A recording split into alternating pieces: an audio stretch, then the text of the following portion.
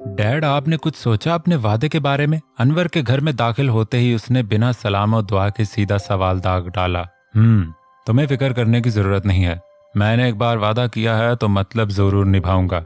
कब तक? दू बदू सवाल आया था। जेल जाने के बाद वो ज्यादा चुप रहती थी, सिर्फ अपने मतलब की बात करती थी। दिमाग हर वक्त कुछ न कुछ खुराफाती सोचता रहता था। खाली दिमाग शैतान का घर, शायद इसी को कहा जाता है। एक बात की तो अनवर को गारंटी थी, जेल जाने के बाद उनकी बेटी और भी खतरनाक हो गई थी। अभी उसके बाप और माँ की मौत हो गई है, इसी वजह से वो घर में ही है। जब वो घर से बाहर निकलेगी तब कुछ बन पाएगा। मैं अब उसे घर से तो उठाकर नहीं ला सकता, सबको शक हो जाएगा। मेरे साथी और कुछ आदमियों की 2400 घंटे उनके घर पर नजर है। जैसे ही वो घर से बाहर निकलेगी हमारे कब्जे में होगी। उसके बाद तुम्हें जो करना है कर लेना। बिना सांस लिए उसने एक तफसीली जवाब देकर अमल को मुतमईन करने की कोशिश की। शायद वो इसमें कामयाब भी हुआ। तभी वो असबात में सर हिलाकर चली गई। अनवर ने भी सुक्का सांस लिया। चलो शुक्र था, किसी बात ने ही सही, लेकिन उनकी बेटी को मुतमईन तो किया था। वो सरशार सा घर में दाखिल हुआ। आज वाकई वो बहुत ज्यादा खुश था। दिल से एक बोझ हट गया था, वरना पल पल उसे यही ख्याल कचोके लगाता था कि एक अरसा तक वो एक गलत राह पर चलने वाला इंसान रहा है। लेकिन आज उसकी बीती जिंदगी के बारे में सारी हकीकत जानकर भी किसी ने उसे अपना बनाने का सोचा था। मतलब वो नाकाबिल ना था। क्या हुआ? कौन सा जरूरी काम था? मुझे भी बताओ। रानी ने तो ना जाने इतनी देर सब्र कैसे किया था। जैसे ही अरहम घर में दाखिल हुआ वो फिर से उसके सर पर सवार हो गई। अरहम के चेहरे पर बिखरी खूबसूरत मुस्कुराहट किसी अलवही खुशी का पता दे रही थी। कुछ खास नहीं माँ, बस ऐसे ही। बात को घुमाकर उसने भी अपनी माँ का बेचैनी में इजाफा किया। क्या मतलब कुछ खास नहीं? एक लड़की तुम्हारी दोस्त तुमसे मिलने बाकायदा घर आई, फिर जरूरी बात करने के लिए अकेले में ले गई, और तुम बोल रहे हो कुछ खास नहीं। पूरी बात बताओ मुझे, वरना बचपन की तरह आज भी तुम्हारे कान खींचने में मुझे ज्यादा देर नहीं लगेगी। उन्होंने भी अपनी तरफ से भरपूर धमकी दी। अरे माँ कुछ नहीं, बस आप अपनी बहू को इस घर में लाने की तैयारी करें। और हमने तो जैसे उनके सर पर धमाका किया था, मतलब उनका शक सही निकला। ये सब कैसे हुआ? उन्हें तो अभी भी अपने कानों पर यकीन नहीं आ रहा था। कब कैसे तो नहीं बता सकता, बस इतना समझ लें आज, अभी और इसी वक्त। और अगर आपको नानी को बाबा को ये रिश्ता मंजूर हो तो आप मेरे लिए रोशनी को मुंतखब कर सकते हैं। वो लड़की तुझे पसंद है? रानी ने गौर से उसकी तरफ देखा, जबकि जवाब में वो सिर्फ असबात में सर हिलाकर जमीन को घूरने लग गया। शायद वो कंफ्यूज हो रहा था। पागल। उन्होंने प्यार से उसके सर पर चपत रसीद की। ठीक है, तुम अपने बाबा को फोन लगाओ और उनसे बोलो कि वो जल्दी घर आ जाएं, फिर हम तुम्हारा रिश्ता लेकर उस लड़की के घर जाएंगे। रानी तो उसे समझा कर चली गई थी, मगर वो परेशान हो गया था। वो किसको फोन लगाए? उसके बाप का फोन नहीं लग रहा था, काम पर वो गए नहीं थे। उसे मुकर्रर करदा आदमियों ने अभी तक कोई खातिर खास जवाब नहीं दिया। ऐसे में वो करे भी तो क्या? अब तो बस एक ही रास्ता था, वो पुलिस को इन्फॉर्म कर दे। मगर इस बार शायद पुलिस भी इनकी मदद न कर पाए, क्योंकि उसके बाप ने नूर को उसके माँ बाप से जुदा किया था।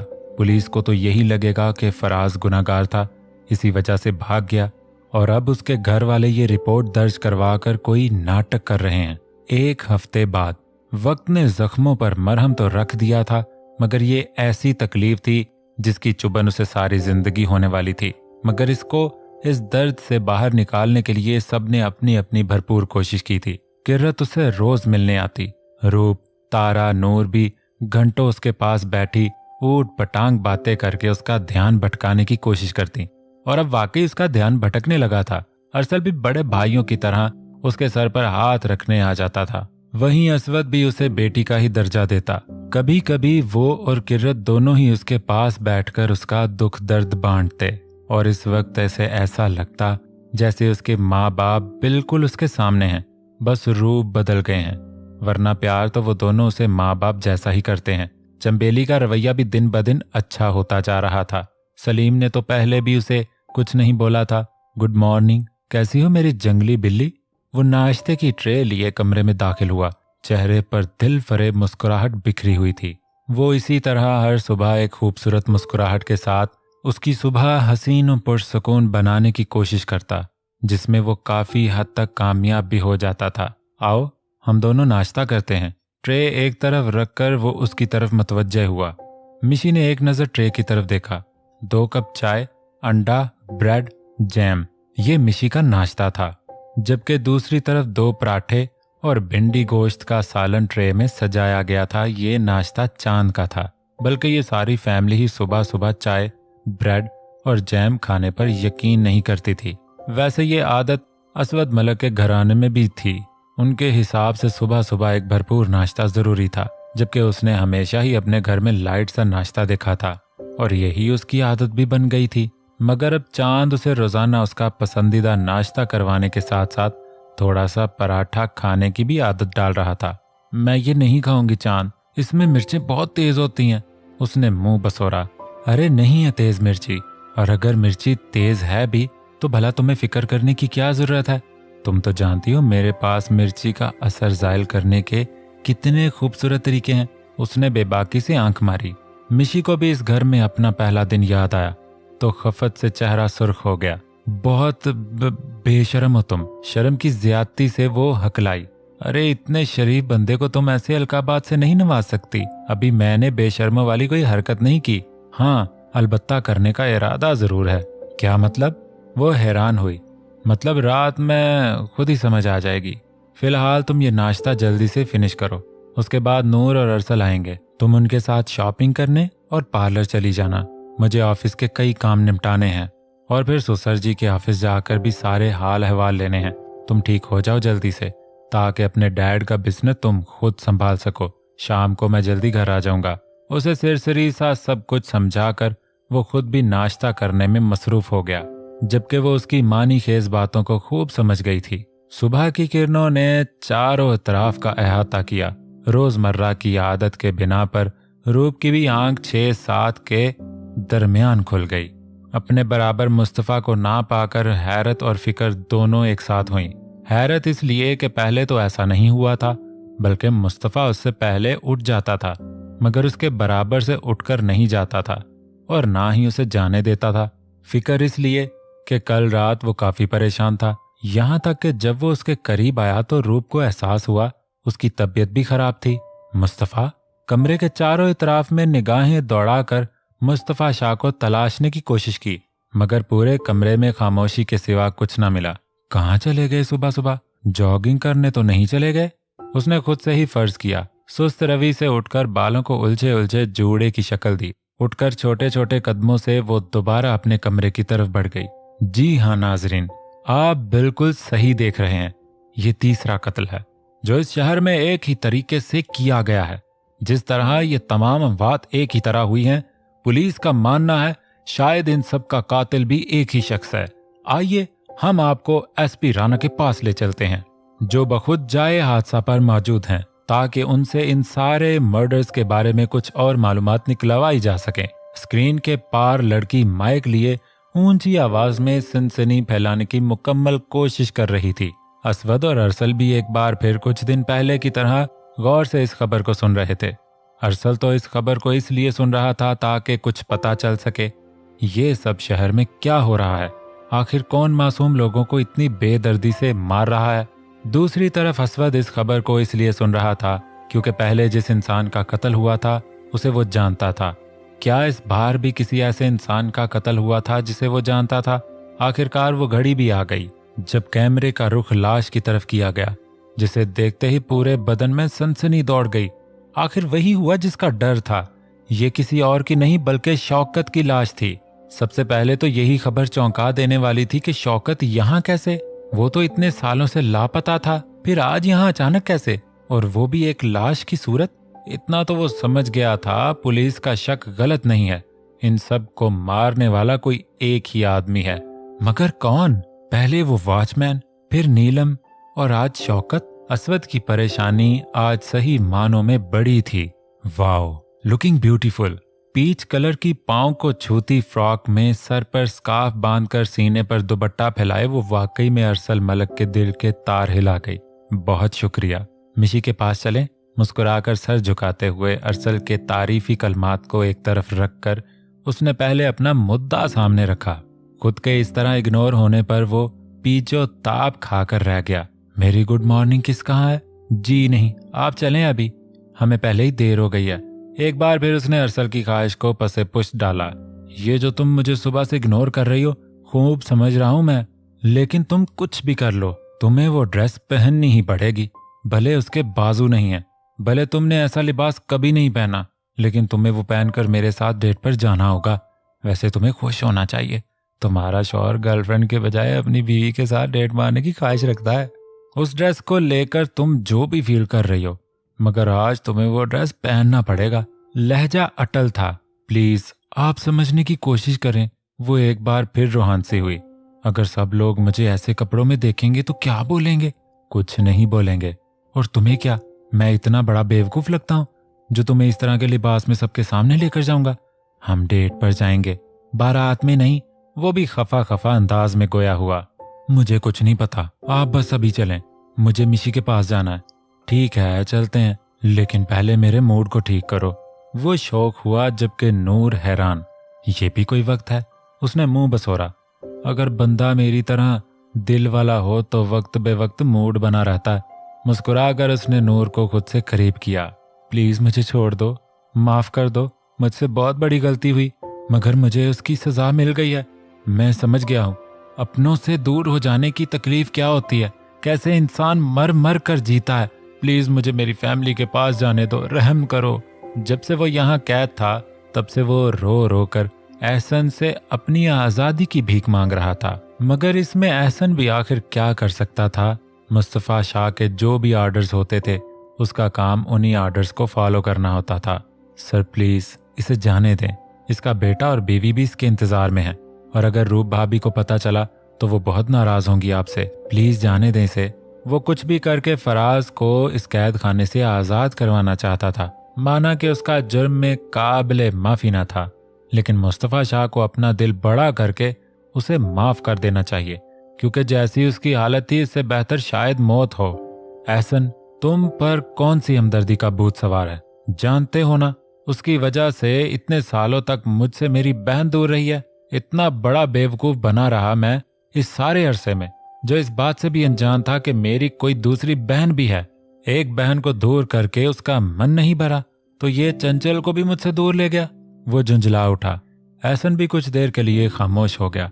बात तो बिल्कुल सही थी, आप बिल्कुल सही कह रहे हैं सर, वाकई इसका गुनाह काबिले माफी नहीं है। लेकिन मैं ये बोल रहा हूँ, वहां इसका बेटा और उसकी बीवी परेशान हो रहे हैं, और हमको मालूम हो गया है कि इसका बाप बिजनेस के किसी काम से नहीं गया है, लेकिन उसने ये सारी बातें अभी तक अपने घर वालों को नहीं बताई हैं, इसीलिए ताकि वो परेशान ना हो, उनको दुख ना हो। इसको उसके किए की सजा मिल गई है। एहसास हो गया है अपनों से दूरी किस कदर सुहाने रो होती है। अगर आप भी इसी की तरह इसको इसके बीवी बच्चों से दूर रखेंगे तो सालों पहले इसके गुनाह और आज आपके इस अमल में कौन सा फर्क रह जाएगा? उसकी हालत बहुत खराब है, मर भी सकता है, और इसका जुर्म इतना तो नहीं कि आप इसे मौत के घाट उतार दें। ये मेरा नजरिया है, बाकी जो भी फैसला होगा इसमें मैं कल भी आपके साथ था, आज भी आपके साथ हूँ और आइंदा वक्त तक साथ रहूंगा।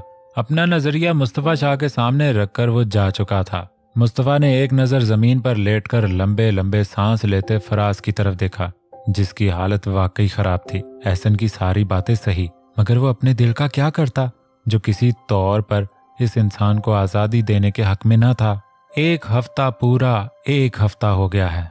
आखिर तुम लोगों की आर्कस कब खत्म होगी? कब तुम उस लड़की को अपने कब्जे में लेकर उसके साइन लोगे? कब सारी जायदाद मेरे नाम होगी? कब बरसों पहले देखे गए ख्वाब को तकमील मिलेगी? वो गुस्से से इन सभी पर धाड़ा। बॉस, वो लड़की अपने घर से बाहर तो क्या, दरवाजे के करीब भी नहीं आई है, और अगर हम उसे उसके घर से दिन दहाड़े उठाने का सोचेंगे भी तो ये सब हम पर ही भारी पड़ेगा।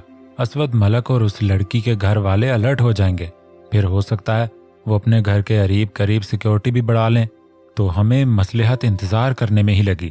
हमने अपने कई आदमी उसके घर के इर्द गिर्द मुकर्रर कर रखे हैं। जैसे ही वो लड़की घर से बाहर आएगी उसे हम अपने कब्जे में ले लेंगे। दुराब ने सबकी तरफ से सफाई पेश की, जिसे रोमान ने सिरे से ही नजरअंदाज कर दिया। तुम बताओ, पाकिस्तान आने के बाद हम तमाम पार्टनर्स की ये तीसरी मीटिंग है, लेकिन तुम्हारा वो नाकारा बाप न जाने किसके पल्लू में मुंह छुपाए बैठा है, जो उसे यहाँ आने की फुर्सत नहीं। एक बार फिर तोपों का रुख अनवर की तरफ मुड़ गया। बॉस, वो अब्बू की खबर मुझे भी नहीं है, मुझे बताकर नहीं गए। वो इस तरह सफाई दे रहा था जैसे एतराफ़े जुर्म कर रहा हो। रोमान ने उसके झुके सर को तमस्खर उड़ाती नजरों से देखा। वेल, तुम लोग क्या मसलहत रखते हो क्या नहीं, इस सब से मुझे कोई मतलब नहीं है। मुझे आज किसी भी हालत में वो लड़की चाहिए ही चाहिए, फिर चाहे उसके लिए तुम्हें कुछ भी करना पड़े। अगर उसके घर वालों को शक होता है तो हो जाए, कोई मरता है तो मेरी बला से मर जाए, मगर मुझे ये हारी हुई बसात दोबारा जीतनी है। रोमान शाह की जिंदगी में पहली बार हार नामी वायरस आई है, जिसे अगर कुछ ही दिनों में जड़ से उखाड़ कर ना फेंका गया तो इसमें मेरा कुछ नहीं बिगड़ेगा। हाँ, मगर तुम लोगों के साथ क्या होगा उसकी मैं गारंटी नहीं देता। उन सबको धमकी देकर आखिर में वो मानी खेसा मुस्कुराया। शम साहब, आ जाएं, आज हम दोनों जॉगिंग करने चलते हैं। वैसे भी शादी के फंक्शन से कहीं पहले हम जॉगिंग करने गए थे, आज चलते हैं, तबीयत फ्रेश हो जाएगी। यूसुफ साहब ने सुबह 6 बजे उनके कमरे में आकर पहले उन्हें जगाया, फिर अपने साथ जॉगिंग की भी ऑफर दी। हाँ, तुम ठीक कह रहे हो यूसुफ, आज चलते हैं। वैसे भी शादी का खाना खा खा कर तबीयत बोझल हो रही है। शम साहब ने हामी भरी और खुद भी तैयार होने चले गए। मुस्तफ़ा, आप कहाँ हैं? मोबाइल फोन से उभरती फिक्रमंद आवाज पर वो मुस्कुराया। बहुत अच्छा लगा, वो उसकी फिक्र कर रही थी, वहीं जहां होना चाहिए। चेयर की पुश से टेक लगाकर वो पुरसकून अंदाज में गोया हुआ। क्या मतलब, कहाँ होना चाहिए था आपको? रूप के माथों पर लाखों बल पड़ गए।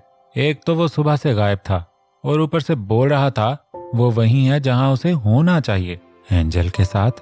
रूप को ये 3 लफ्ज नहीं, तोप के गोले मालूम हुए, जिनकी सलामी मुस्तफा शाह ने ऐन उसके कानों के करीब दी थी। क्या मतलब है आपका एंजल के साथ?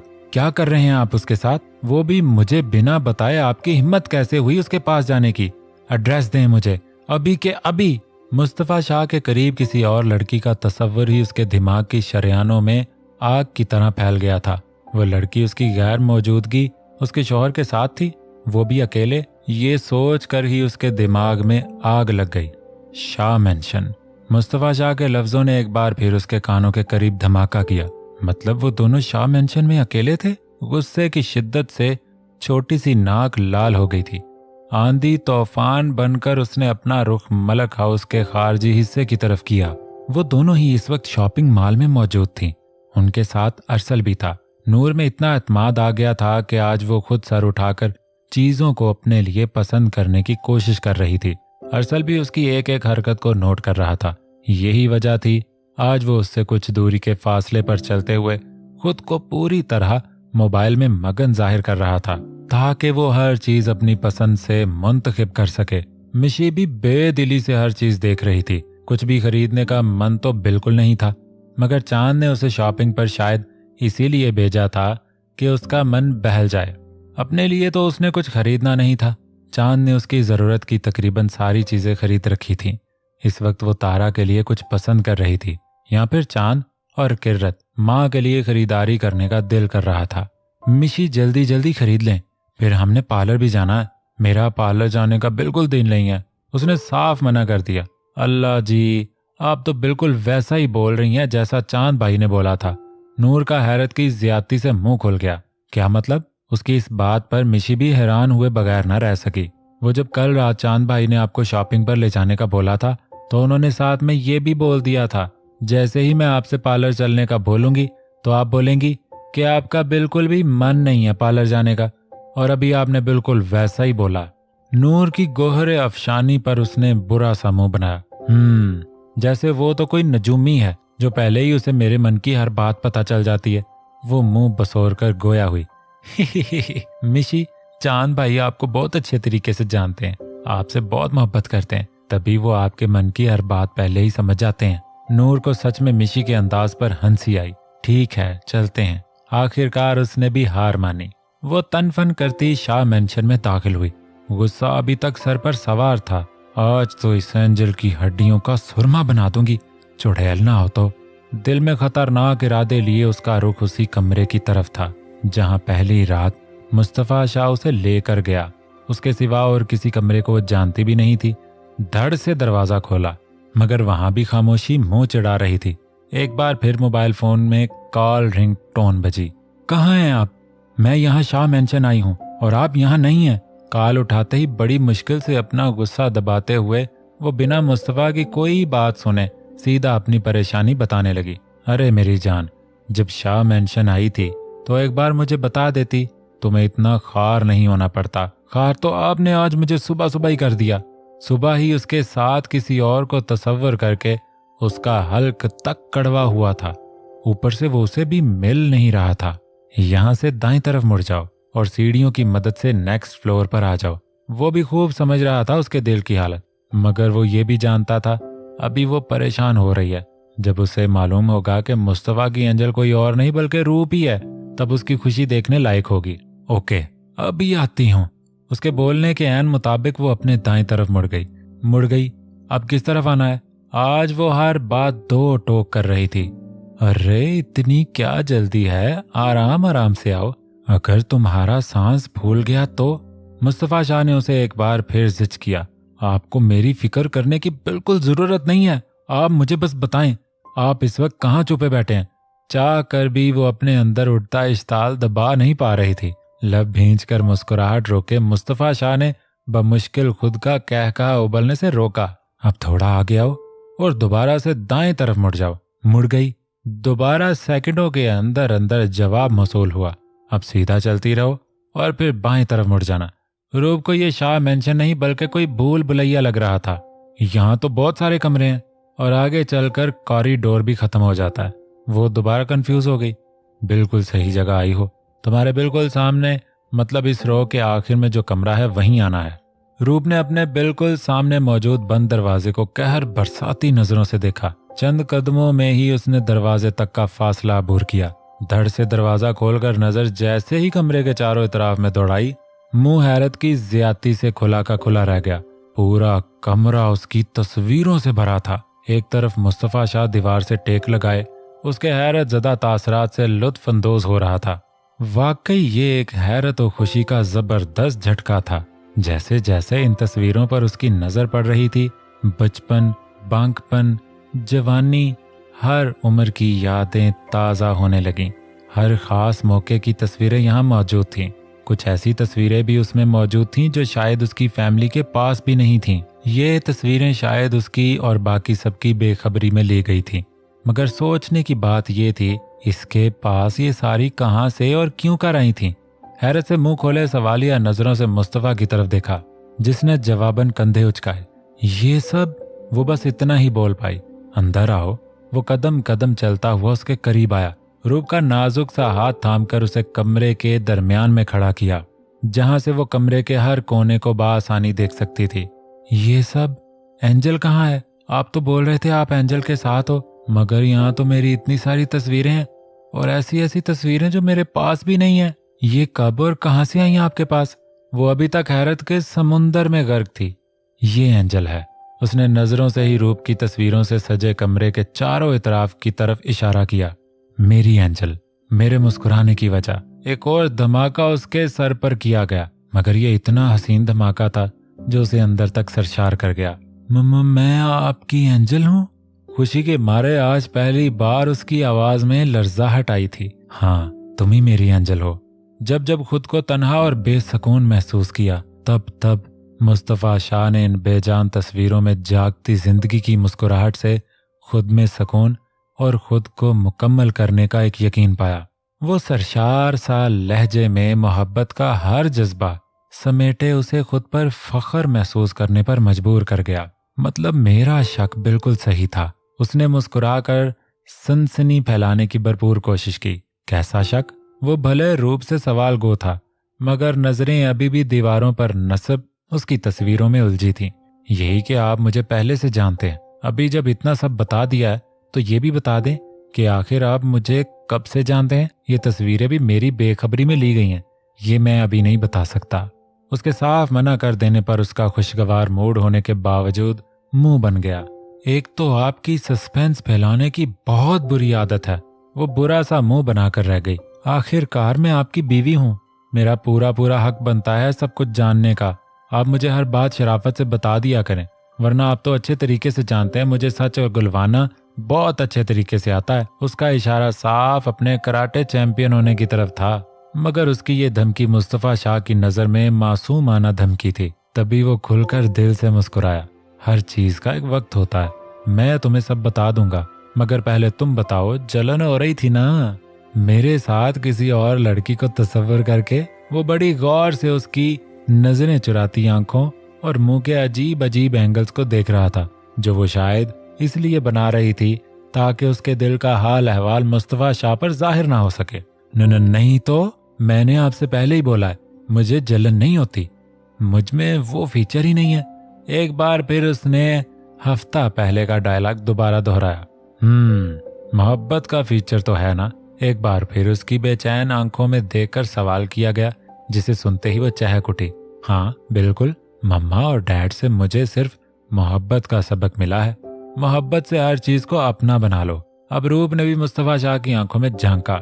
जहां वो पहले ही आंखों में मोहब्बत का जहां आबाद किए उसे ही मरकज़े निगाह बनाए हुए था। मुझे भी तुमने बरसों से अपने शहर में जकड़ा है, लेकिन क्या तुम मुझसे मोहब्बत का इकरार करोगी? आंखों में आस लिए वो बगौर उन्हीं शहद रंग आंखों में झांक रहा था। मोहब्बत? वो खोए खोए अंदाज में गोया हुई। हाँ मोहब्बत, वही मोहब्बत जिसके जेरे असर मुस्तफा शाह ऊट पटांग काम करने के लिए रजामंद हो गया। वही मोहब्बत जिसकी खातर मुझे किसी गैर के घर मेहमान बने रहने में भी कबाहत महसूस न हुई। वही मोहब्बत जिसने मुस्तफा शाह को अपना आप भूलकर अपने महबूब के रंग में ढल जाने पर रजामंद कर डाला। क्या तुम तक उस मोहब्बत की जरा सी भी आंच नहीं पहुंची? वो बोल रहा था और धीरे धीरे उसका नर्म अंदाज शिद्दत अख्तियार करता जा रहा था। चाह कर भी उस मामले में वो अपने दिल की कैफियत छुपा नहीं सकता था। हमेशा दबंग रहने वाली रूप अस्वद मलक इस इंसान के जुनूनी अंदाज से घबराती थी। नहीं मुस्तफा, ऐसी बात नहीं है मुझे, वो बोलना शुरू हुई और मुस्तफा शाह का रोम रोम समात बन गया। आपसे मोहब्बत। मोबाइल की रिंग टोन ने गंभीर माहौल के सहर को तोड़ा। दिल तो चाहा था आज इस मोबाइल नामी आले को आग लगा दी जाए, मगर वो इसमें भी बेबस था। कॉल एहसन की थी और एहसन उसे कभी भी बिला वजह तंग नहीं करता था। हेलो एहसन, बोलो क्या जरूरी खबर है? बमुश्किल अपना इश्ताल कंट्रोल करके वो जब्त से गोया हुआ, लेकिन जैसे जैसे एहसन बोल रहा था मुस्तफा शाह के तासरात लम्हा बलम्हा खतरनाक हद तक सख्त होते जा रहे थे। उम्मीद है दोस्तों आपको आज की एपिसोड बहुत पसंद आई होगी। आप लोगों से गुजारिश है कि वीडियो को जरूर लाइक किया करें। आपके लाइक्स बहुत कम होते जा रहे हैं। आप लोग कमेंट्स भी नहीं कर रहे। क्या आपको एपिसोड्स बिल्कुल भी पसंद नहीं आ रही? अगर नहीं आ रही तो कमेंट बॉक्स में जरूर बताइएगा, अपनी राय का इजहार कीजिएगा। अगर आपको पसंद आ रही है तो इस एपिसोड पर लाइक का रिकॉर्ड टूट जाना चाहिए, ताकि मैं नेक्स्ट एपिसोड जल्दी जल्दी आपके लिए लंबा सा लेकर आऊं। तो देखते हैं मेरे प्यारे प्यारे रीडर्स मेरी कितनी बात मानते हैं। उम्मीद है जरूर लाइक करेंगे। अपना ख्याल रखें। अल्लाह हाफिज।